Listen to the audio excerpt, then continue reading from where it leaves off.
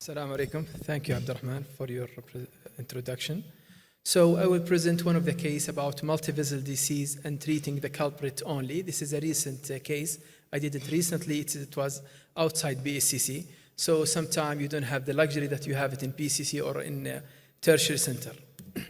So this is a 54 years old male. His known case of epilepsy, strong family history of premature coronary heart disease, present to the emergency with a cardiac chest pain radiated to the left shoulder, associated with nausea and sweating. The patient in the beginning, he was hemodynamically stable. ECG, it was classic inferior posterior ST elevation, and the bedside echo showed ejection fraction 45, akinetic basal and mid-infralateral wall. So the cath lab was activated. The patient was treated with aspirin, ticagrelor, heparin, and after that, the patient was pushed to the cath lab as a STEMI case. So this is his diagnostic coronary angiogram. So as you see here, the RCA8 locks non-dominant, severely diffuse disease from the ostium and also in the mid-segment. And this is his left system. So it's clearly here from this angiogram that the culprit is the circ, which can explain his ECG, but also the other vessel is not normal. As you see here, you have significant lesion in the ostial LAD, and also the left main locks diseased, and the distal vessel is severely diffuse disease. So in the beginning, I went with the guide catheter. I never engaged it, so I used the wire to support the catheter. And as you see here, once I push the wire, I took this shot, clearly showed that the left main is start to be unstable, and also already the atheroma was disturbed. So I thought still the culprit is the circ. So my plan during that time to fix the circ, then go back to the left main and fix the left main to the LED. So in the beginning, the culprit clearly was the circ, but I think with the wiring and this stuff, the left main and the LED start to be unstable plaque. So I went and I inflated the balloon in the circ. Unfortunately, the balloon was full of contrast. It was not half and half. So during that time, I tried to deflate it multiple times. I could not. The patient started to be unstable. And actually, my explanation for the instability is not the inflated balloon, because it will not cause significant hemodynamic instability, but the dissection in the left main to the LED. So now you have two culprits, the circ and deflatable balloon, and also you have this left main to the LED dissection. So what's your plan? Let me hear from our panelist. Thank you. Thank you. Well, what a tough situation to be at. Those are not things that you plan to encounter when you do a STEMI, straightforward STEMI is supposed to be. So the fact that this patient does present with the triple vessel disease, there's a proximal LED also has disease. I cannot say much about the left main, I didn't appreciate it, but normal plan would be before having this complication is basically trying to open that circ, not necessarily stent it, possibly just do a deb to control the situation. And then the question will become now appropriate revascularization in the long term. Would it be complete PCI revascularization versus cabbage in this situation? Is he diabetic? No, he's not. Not diabetic. So that would be the initial plan. But now that the situation is different. Now we have a balloon that is full of contrast that is not coming down. And I don't think no matter where you train, you don't get trained for those things. You read about them, you see a presentation, but the reality when it hits you in this, that situation, it is what's your algorithm. And I think if you don't have a proper algorithm, you're gonna struggle a lot. So I personally, if that doesn't work, I will try to puncture that balloon in any shape or form. And if my patient is not doing well, it has been done before that you have to pull everything out. You are risking to shatter the left main in the process, and you will do so. So you have to be ready, at least if you pull that, you have to have already had another wire inside the LED before you do that to keep at least some access to the situation. I think that would be the reasonable plan. You have to activate CCU or ICU, whatever you are, make them aware, call for a team to support you, get the surgeon on board right away, and I think that's important. And I would like to ask Dr. Trabzoni, you know, this is not something that you would like to take right away unless you have to, but this is a situation where a patient might not be responding. He may arrest and he has to go, you have to crush him on a pump. So what is your thoughts? Well, if you call me from the cath lab with this case, I'll be scratching my head and praying for you and the patient. I'm not sure what is the correct answer, to be honest with you, but I think stabilizing the patient hemodynamically would be my first thought, probably putting this patient, if unstable, on some sort of support like an ECMO. Then we have to probably shoot the coronaries again and identify the problem, because having two disasters at the same time is not a good combination. We have a balloon that is stuck to the circumflux, and we have a dissected left main to the LAD.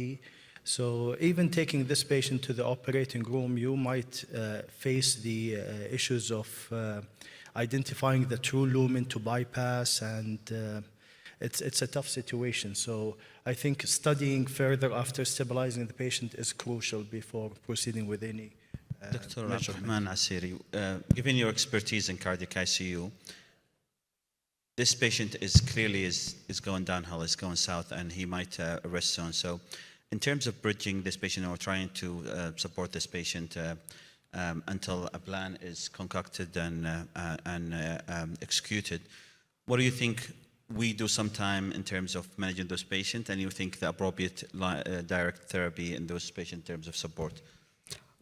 Well, it's depending on this in the situation, but about this case who has mostly dissected left system, and I would to think about to support the patient by some mechanical support like ECMO to prepare him to take him to OR. Percutaneous still maybe ending that OR for central ECMO, and just medical management from our side this is the maximum thing. But I think this patient, if he's high mortality and he's deserved to go to OR, if in his high mortality, he will end up by dying. So I need to go take him to OR. Shada, Dr. Shada, what's your thoughts? So I agree with Dr. Abdurrahman that this patient should be taken to OR. If you were able to take the balloon or you didn't, I think he should go with the MCS support ECMO and immediately to OR, whatever. It is a high mortality in either ways. Sure. So now we have thoughts about considering crashing on ECMO and bridging the patient to the OR. Dr. Henry, what's your thoughts? Well, I don't have a lot to add except one thing.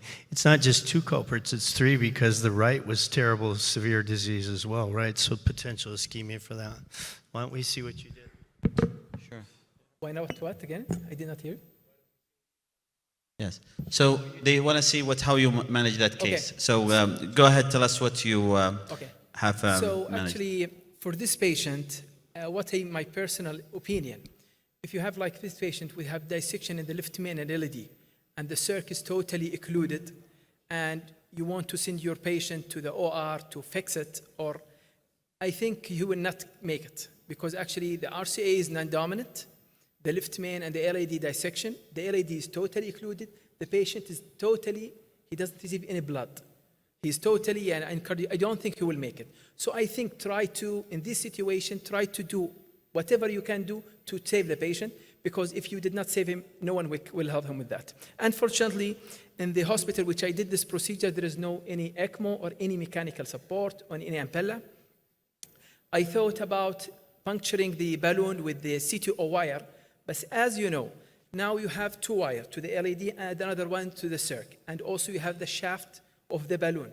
So to puncture this balloon, you need a microcatheter, you need the back of the CTO wire, already you have dissection of the left main. So I don't think so that it is, it will be, maybe it is appropriate for this patient because it will not take the microcatheter even. So the patient actually start to be unstable. He arrested. I tried in the beginning to dilate the balloon with pure saline and deflated multiple times. It did not work. So the patient actually arrested during that time. He went to asystole, so I decided to burst the balloon. So I went with more saline, I went very high pressure, and I ruptured the balloon and I took it out. So this is this table to show you exactly what the thing can be done. which, as Abdurrahman mentioned in the beginning, you try to pull back strongly with the support of the guide catheter, but actually did not work. And also you can use, as you mentioned here, ultra high pressure inflation to burst the balloon, and also considering advancing coronary guide wire into the balloon inflation port and try to puncture it. Actually, Abdurrahman, he tried it outside and it doesn't work. Although here it is in the table, but they don't think so to work in the reality. So the only thing that I have it during that time is to rupture the balloon, and this is what did I do. So as you see, finally, I took out the balloon. Then my target now to save the left main to the LAD and not to go back to this circ. This circ already had been done, the balloon, and what will save the patient or the left main, the LAD. And this is the culprit now in this situation. In the beginning, it was the circ, but now not anymore. So as you see here, there is no any so I'm trying to give them the optimal result as much as possible. So I use 3.5 by 22 drug-eluting stent. And I deployed my stent in the left main and the LAD, and after that we start the CPR. We continue the CPR for 10 to 15 minutes. Actually, the patient was intubated, and alhamdulillah, the patient finally came back. So I took this angiogram after the patient little bit had been stabilized and went back. And as you see, the circ, there is no any flow in the circ, and also the distal LAD is very bad. And as you see here, the wire also, the wire of the circ, it's already had been jailed by the LAD. Because during that time, it was not concentrated very in the wire of the circ. So now the wire of the circ is behind the LAD. So in this situation, you have to be very careful during pulling out the circ wire, because this will lead sometime to longitudinal compression of the new stent. So you have to be disengaged. So I took the guide out, and I took time to stabilize the patient and to decide what is the next. Should I proceed with optimizing my result? Should I stop here and bring the patient back? Should I stunt the circ or not? So what do you think? So just for the sake of time, we just tell us the whole process, Okay. and we'll... Okay, so actually I went now with the GL35, took more picture. As you see here, the left main is patent, the LAD is TIMI3 flow, also the circ is TIMI3 flow.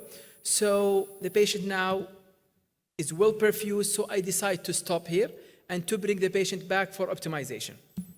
So after 12 hours, the patient was off inotrope, he was extubated, he was doing great. So I brought the patient back after 48 hours to optimize my left main and LAD stent, and also to stent the circ. So during that time, I used the IVAS, I optimized my stent, I did the pot, I rewire, then I opened the strut for the circ, I deployed my circ stent.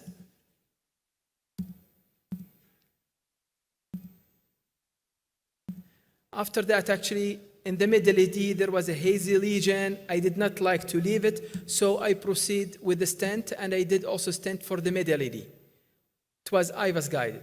The patient actually was doing fine. Everything went fine after that. So this meta-analysis of randomized trial, which discussed the multivessel versus culprit-only revascularization in STEMI patient, included 10 large isolated randomized control trial, including complete, culprit, RAMI trial, which addressed the all-cause mortality and reinfarction, which did not show any significant difference of all-cause mortality, but clearly that the repeat revascularization is favor of a complete revascularization. And also we know from the complete study which showed that clear benefit, mortality benefit in patients have been treated with treating the culprit and also multivessel disease. And this is the safety part. There is no any difference between between the culprit only or the multivessel PCI regarding major bleeding and also regarding the kidney injury. So in summary, this meta-analysis of 10 randomized control trial evaluating 7,030 patients presenting with STEMI and multivessel coronary artery disease randomized to multivessel BCI versus culprit-only PCI. Strategy of multivessel BCI was associated with 31% of lower risk of reintervention with no significant difference in all-cause mortality. Furthermore, there was 29 lower risk of cardiovascular mortality, 66% lower risk of repeat revascularization with multivessel BCI without any difference of major adverse event of bleeding, stroke, or contrast-induced nephropathy. Thank you very much.